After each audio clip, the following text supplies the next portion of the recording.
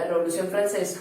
Este evento, que ocurrió en 1789, es uno de los más importantes de la historia moderna. Estableció nuevos parámetros para la igualdad de todas las personas ante la ley y trascendió las fronteras y llegó hasta América, nuestro territorio, la sociedad francesa a finales del siglo XVIII.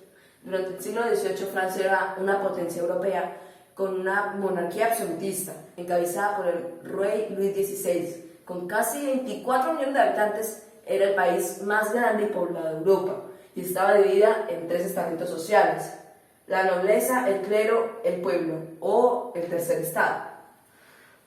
El descontento social. El sistema estamental, basado en el privilegio y la desigualdad ante la ley, dividía a la sociedad. El 10% de la población era de la nobleza y el clero, quienes controlaban el poder político, y el 90% restante eran quienes sostenían con su trabajo los impuestos del país, lo que generaría un descontento creciente ante la población de menores recursos.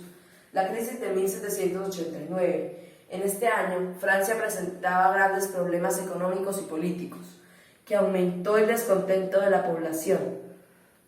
Agudizó la crisis económica que ya vivía Francia, que era constante desde 1780, y esto afectaba especialmente los precios de los productos como el pan, vino y huevos.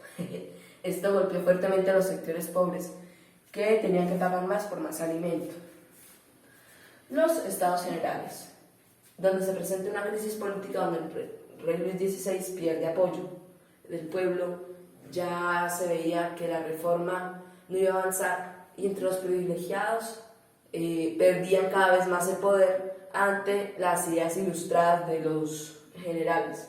Además, los reyes tenían una imagen cada vez más regular y perdían poder en el mundo, y se conocía los gastos de su reino. Los burgueses estaban descontentos por los gastos excesivos y su creciente poder económico.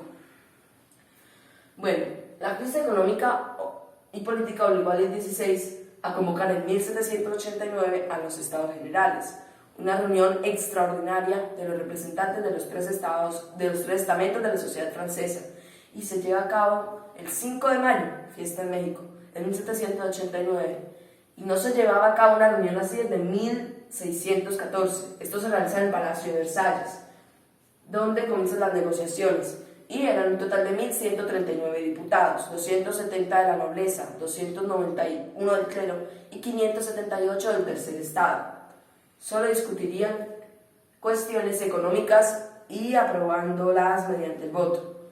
El clero, para aprovecharse del tercer estado, pidió que votaran solo por estados, es decir, cada estamento tenía un voto, por lo cual tenían 2/3 de los votos, pero el estado llano se defendió y dijo que no fueran hechos así y que fuese hecho de manera individual, y no aceptaron. Entonces se pusieron bravos y crearon una asamblea nacional en julio de este año, y así más tarde sus integrantes hicieron el juramento en el famoso juego de la pelota.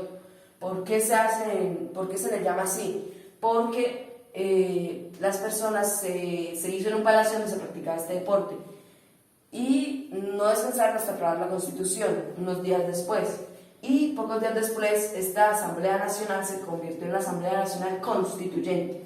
Bien, la Asamblea Nacional Constituyente, el 9 de junio de 1789, la Asamblea Constituyente tenía objetivos de transformar la antigua reforma de Francia, traer una constitución más justa, y ante esta situación, Luis XVI quiso disolver la Asamblea, pero el pueblo de París reaccionó y no permitió esto, y en cambio el 14 de julio de 1789 se asaltó la Bastilla, una prisión de la España. Más revoluciones. La Asamblea logró cambios fundamentales en la organización del país. Se aprobó el decreto a la evolución de los derechos humanos. Se suprimiría el diezmo y las leyes que beneficiaban a los privilegiados. Les quitaba el acceso a cualquier cargo a las personas de menos recursos. Esto ya no era así. También declaró los derechos del hombre y del ciudadano, donde reconocían y se les garantizaba la libertad y el derecho a la misma ley que tenían las personas de más dinero. Y también más adelante nos damos cuenta que la Asamblea Nacional logró elaborar una constitución que fue elaborada en 1791, que fue una carta magna, y convertía a Francia en una monarquía no absolutista sino constitucional, donde el rey perdía sus funciones legislativas y se las transferiría en total a una asamblea legislativa. Todas estas medidas eran bravas para el rey y todo esto le tenía descontento al rey. Y esto era diferente a lo que se había vivido desde siempre. Ahora bien, la Convención. El periodo constitucional de Francia inició con grandes dificultades. Las monarquías europeas decidieron unirse a Austria, Prusia y demás para derrotar a Francia, y esto ocasionó una revuelta en el pueblo francés e hizo que arrestasen al rey, creasen una nueva asamblea constituyente en 1795 que era creada por los girardinos y jacobinos. Los jacobinos representaban a las personas con menos recursos y los girardinos a los más importantes.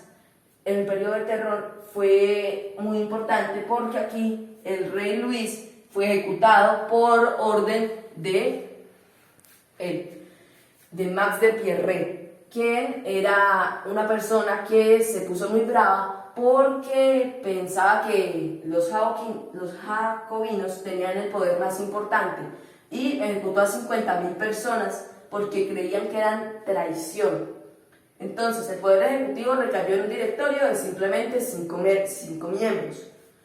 Y en 1779 en el directorio participaron conspiraciones contra Francia. Eran un pequeño grupo de personas que estaban en descontento con Francia y con este directorio.